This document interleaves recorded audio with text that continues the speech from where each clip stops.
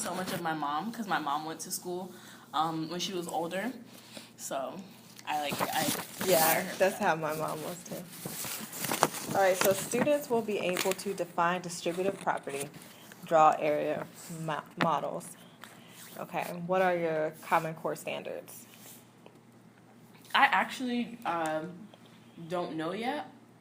They are supposed to be able to do distributed property, and I'll write that in there. Okay, so just make sure you have your standards. Okay. So when I'm kid watching, I can kind of look and see like If that's being fulfilled, that's true.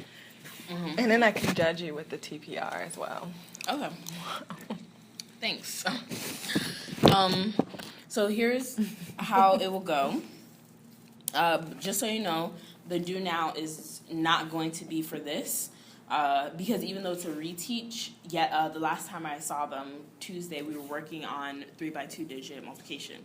So that's what we're going to do for our do now. 3x2? 3x2. Mm-hmm.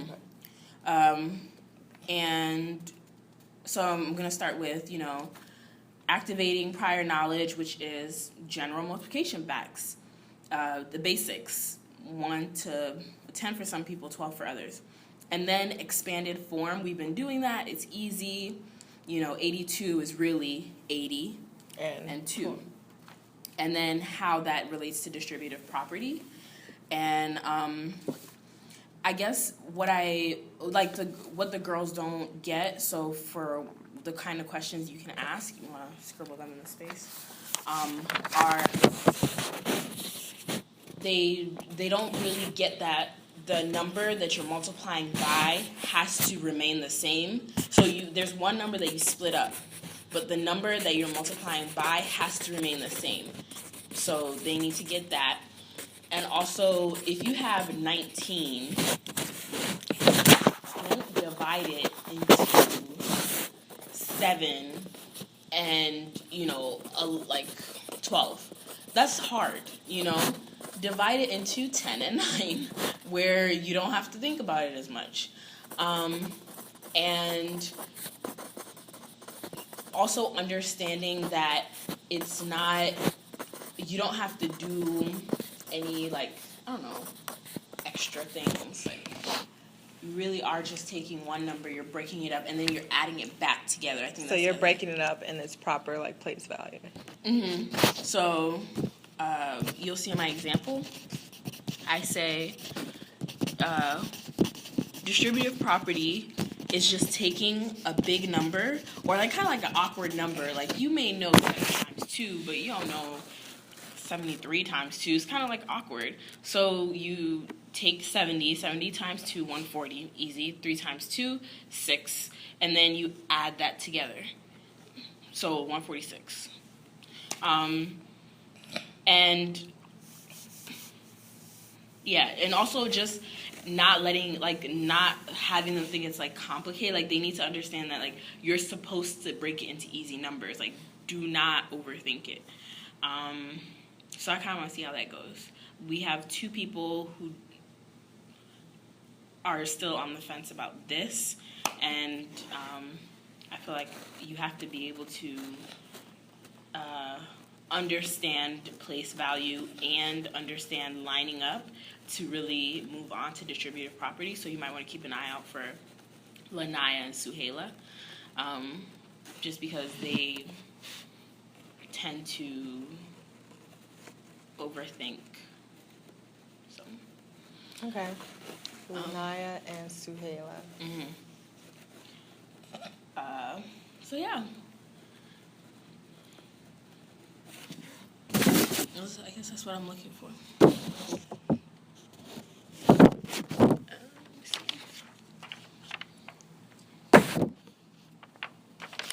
Did I write essential questions?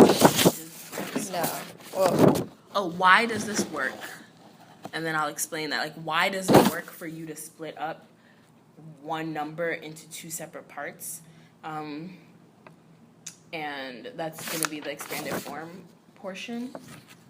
And then I'm also going to have guided practice, which is a really good time for you to... No, the you do is going to be a really good time for you to just stand over their shoulder, watch what they're doing. Yeah? Do you want me to, give you the answers of what you should be looking for? Yeah. Okay. So you can hold on to this. Okay. So for 67 times 3, you're going to be looking for 60 times 3 and 7 times 3. For 31 times 9, you're going to be looking for 30 times 9 and 1 times 9? Yep. 15, 10 times 4, and 5 times 1. Issue. You should get 15.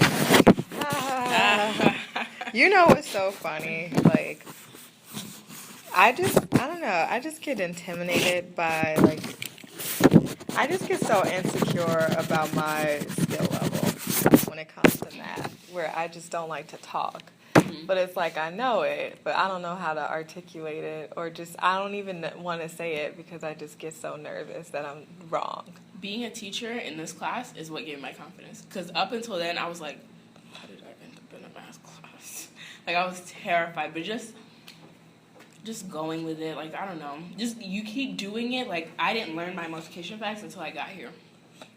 I didn't memorize them. Yeah. Really? 6 minutes?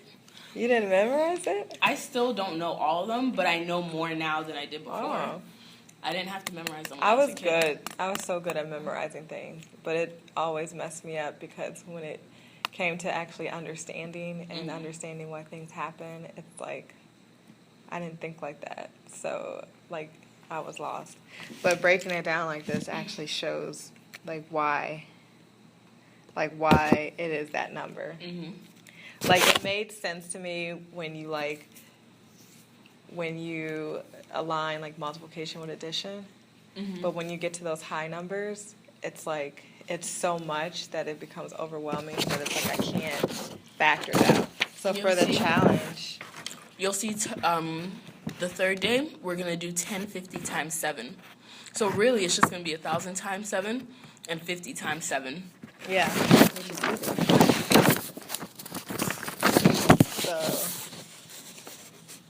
So this challenge, 117 times 2. This really is just all about lining up the numbers. Would this just be 100 times 2? Wait. 100. This one's different. But could I do this, like 100 times 200, and then 10? That one of those numbers has to stay consistent. So you could do 200 times 117. For this one, you wouldn't even want to do distributive property. For this one, you want to do like the lattice method or something. Oh, okay. Yeah. The reason why they have to do a standard method, though, is to remember to move the place values. So if you had to use another method that's not the distributive method, then why is that the challenge? This is a challenge because it's 3-digit by 3-digit. But it's another strategy that you have to use it. I'm saying if you wanted it to be easy, you'd want to use the lattice but method. If I was a student and the only thing that I know well is the distributive property, and if you throw this challenge at me, I'm gonna, apply the distributive property to that. So what should I look for? No, that's something that we talk about in the class. Is you have to be able to know when the method is appropriate. So, but they have tried lattice. Yes, they've tried lattice before. Not everybody gets it. So this is like a review. This is just standard, though. Okay. Yeah, this is just standard. They don't have to. This is just a challenge because I know a couple of the kids will get through the first 2 really fast. Let me solve it actually so that I'll have the answer. You can press pause on that. Oh, you have a pause button? Which one is it? Oh, I don't know if you do. I mean, we can hit stop. Let's see.